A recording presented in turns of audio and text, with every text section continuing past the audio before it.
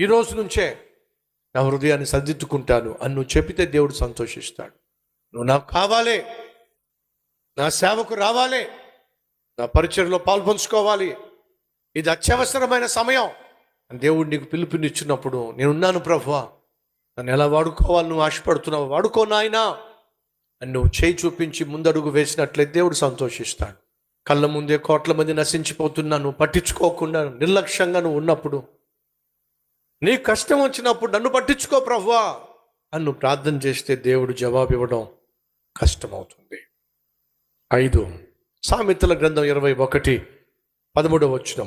దరిద్రుల మొర వెనక చెవి మూసుకొనువాడు తాను మొరపెట్టినప్పుడు అంగీకరింపబడడు. సహోదరి సహోదరులు, దేవుడు మనల్ని దీవించిన కారణం తెలుసా? మనం ఇతరులకు దీవెనకరంగా ఉంటామని. మర్చిపోకండి, ఈ విషయం మీకు చెప్పానా? జ్ఞాపకం ఉందా? మామిడి చెట్టు తన కాలం వచ్చిన ప్రతిసారి ఏ కొమ్మను చూసినా మామిడికాయలే, వందల సంఖ్యలో వేల సంఖ్యలో మామిడికాయలు కాస్తుంది. అవి కాస్త మామిడి పండ్లు అవుతాయి. కానీ మీ జీవితంలో ఎప్పుడైనా చూసారా మామిడి చెట్టు కొమ్మ నుంచి ఒక కాయ తీసుకుని నోట్లో పెట్టుకోవడం? ఎప్పుడైనా చూసారా? మామిడి చెట్టు ఎంతగా కాపు కాసిన ఒక్క పండు కూడా తను తిందు. జామ చెట్టు ఎన్ని కాయలు కాసినా ఒక్క కాయ కూడా తిందు.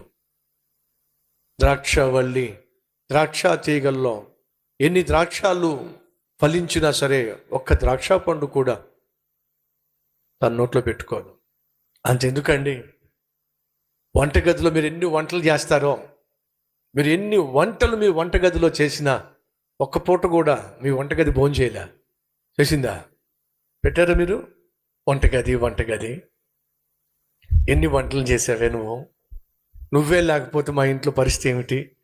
ఇదిగో ఈరోజు నీకు భోజనం పెడుతున్నానని చెప్పి ఎప్పుడైనా మీ వంటగదికి మీరు భోజనం పెట్టారా? ఆ గిన్నెలో మీరు ఫ్రై చేయొచ్చు, ఆ గిన్నెలో మీరు ఇంకేం చేయొచ్చు, సాంబార్ చేయొచ్చు, లేకపోతే రసం చేయొచ్చు, లేదా చికెన్ చేయొచ్చు, మటన్ చేయొచ్చు, పంది, మరి ఏమేమి వండుతారో మీరు? అడుగుతున్నాను. ఎన్ని కూరలు మీరు ఆ గిన్నెలో వండినా సరే ఒక్క ముక్క కూడా ఆ గిన్నె టచ్ చేయలేదు, తినలేదు. వాషింగ్ మిషన్లో అందరు బట్టలు తీసుకెళ్ళేసేసి అందరు బట్టలు పాపం అది ఉతికి ఉతికి ఉతికి ఉతికి ఉతికి ఆ తర్వాత మళ్ళీ ఎండబెట్టి ఆరబెట్టి మీరు అన్నీ తీసేసుకుంటున్నప్పుడు ఒక చొక్కా ఉంచొచ్చు కదా వేసుకుంటాను అని అడిగింది ఎప్పుడైనా మిమ్మల్ని? ఏ రోజు అడగలేదు. వాషింగ్ మిషన్ ఏం చేస్తుంది? అన్ని బట్టలు ఉతికి పెడుతుంది, ఒక్క చొక్కా దాచుకోవట్లేదు. మిక్సీలో మీరు ఎన్ని చట్నీలు చేస్తారో ఒక్క చట్నీ అది టేస్ట్ కూడా చేయటం లేదు. మీకు ఏమర్థమవుతుంది చెప్పండి? మీకు కనిపించేటటువంటి మొక్కలు కావచ్చు, మీకు కనిపించేటటువంటి పూలు ఇచ్చేటటువంటి మొక్కలు కావచ్చు, చెట్లు కావచ్చు, గులాబీ మొక్క ఎన్ని గులాబీ పూలు ఇస్తుందో ఒక్క పువ్వు కూడా తను దాచుకోదు. మనిషి సృష్టించినటువంటి వస్తువులన్నీ కూడా మీకోసమే వాడబడుతున్నాయి, మీకు ఆశీర్వాదంగా మారుతున్నాయి. మొక్కలు మనకు ఆశీర్వాదంగా మారుతున్నాయి, జంతువులు మనకు ఆశీర్వాదంగా మారుతున్నాయి.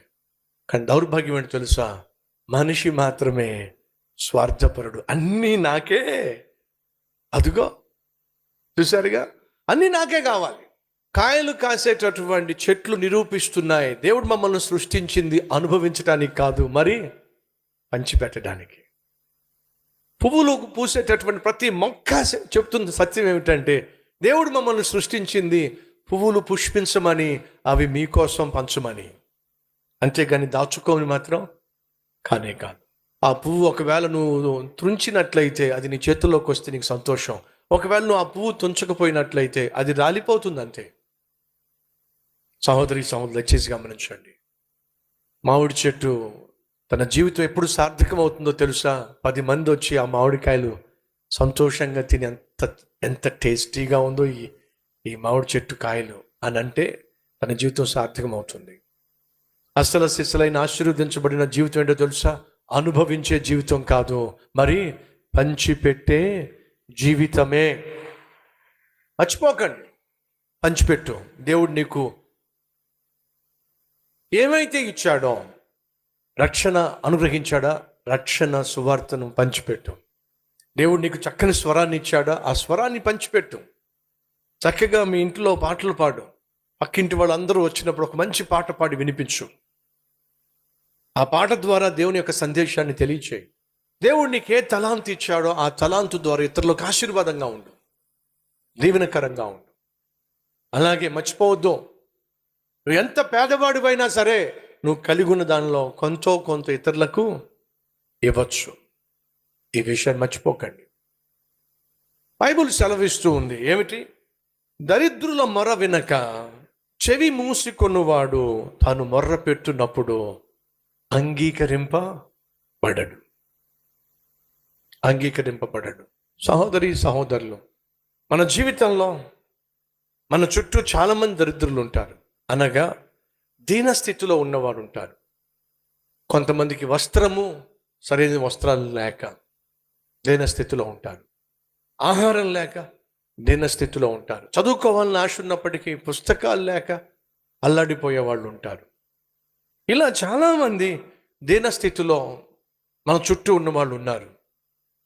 బైబిల్ సెలవిస్తుంది, వాళ్ళు ఎవరైనా నోరు తెరిచి ఏదైనా కొంచెం సహాయం చేయమని అన్నట్లయితే నీ చెవులు మూసుకున్నా, కాదు అని చెప్పి నువ్వు వెళ్ళిపోయినా, నువ్వు కష్టంలో ఉన్నప్పుడు ఆయన దగ్గరికి వెళ్ళి మొరపెడితే ఆయన దాన్నే జ్ఞాపకం చేసుకొని నీకు జవాబు ఇవ్వకుండా దాటిపోతాడు.